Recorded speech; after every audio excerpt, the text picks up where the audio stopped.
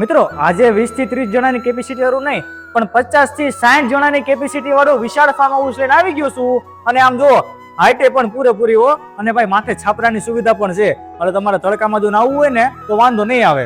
અને ભાઈ 50-60 જણા હાઈને આવીને બેઠક જમાવી હોય અને એ વાતોના ગપાટા મારતા હોય એ મજા કે આવે હે. અને આ ગજબાની પણ સુવિધા તમને મળી જવાની છે. આ સિવાય મોટો જબર હોલ અને 2 બેડરૂમ નીચે અને 2 બેડરૂમ ઉપર, એમ ટોટલ મળીને 4 મોટા જબર બેડરૂમ અને પણ એસી વાળા અને વિથ અટેચ ટોયલેટ બાથરૂમ વાળા.